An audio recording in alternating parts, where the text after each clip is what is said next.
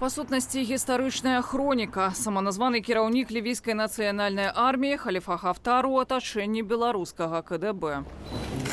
Афіцыйна на беларускую зямлю нелегітымнага прадстаўніка большай часткі паўночна-афрыканскай краіны прывялі сертыфікаты на беларускую тэхніку. А это трактор, который вам нужен будет.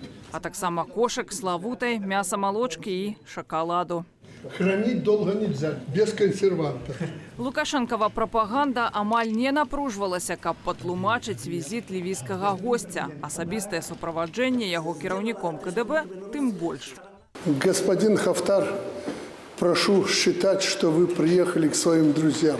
Аб'ядноўваюць сяброў шчыльныя стасункі з Расіяй. Пад крылом Крамля Хафтар з 2016 года. Пасля няўдалай спробы ваеннага перавароту уплыў Хафтара на ўсходніх лівійскіх тэрыторыях значна павялічваўся. Весці далейшую барацьбу за ўладу дапамаглі крамлёўскія грошы ды найміты. Увабраўшы ўсю моц расійскіх рублёў, праз 3 гады Хафтар рушыў на Трыполі.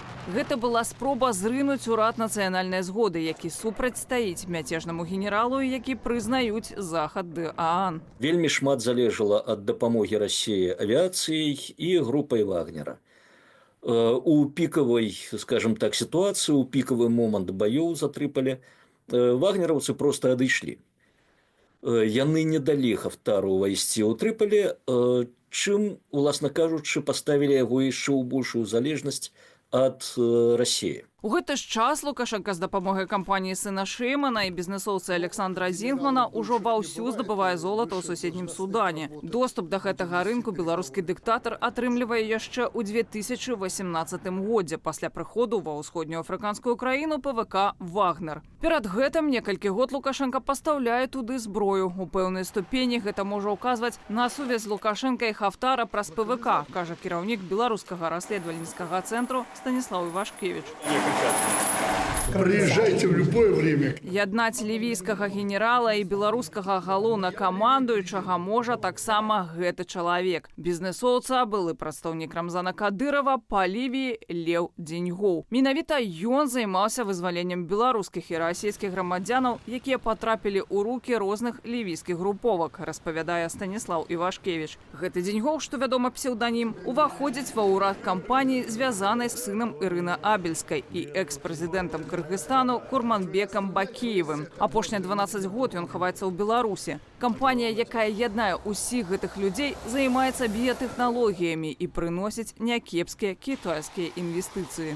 Гэта ўскосная супраца, але таксама мы ведаем пра тое, што беларускія ўлады пасля звяржэння Муамара Каддафі пачалі пастаўляць зброю групоўкам, якія паўсталі супраць новага ўраду нацыянальнай згоды.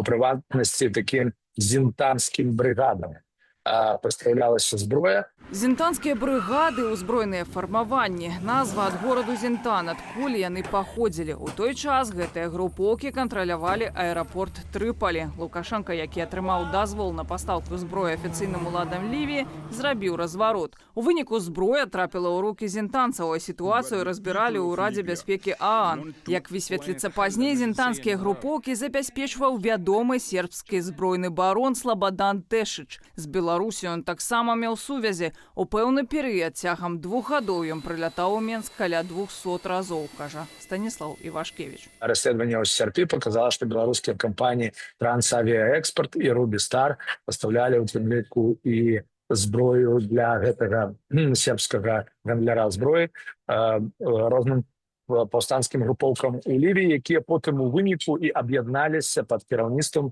гэтага самага Хафтара, які зараз навядомяць. Аб'ядноўвае Хафтара з Лукашэнкам яшчэ адна рэч. ЗША, як вядома, прапановваюць паслабіць санкцыі супраць рэжыму Лукашэнкі ў абмен на вызваленне палітзняволеных. Лівію ж Злучаныя Штаты заклікаюць да яднання. Ні адзін з бакоў, які кантралюе розныя тэрыторыі краіны, не гатовы аддаць уладу. Каб кандыдатуру Хафтара ўвогуле разглядалі на захадзе, яму трэба пазбавіцца ўплыву Масквы. Тут наўрад ці можна прыдумаць што-небудзь, што кшталту вось цяпер Хафтар аб'яднаецца з Лукашэнкам, яны здолеюць процістаяць Маскве.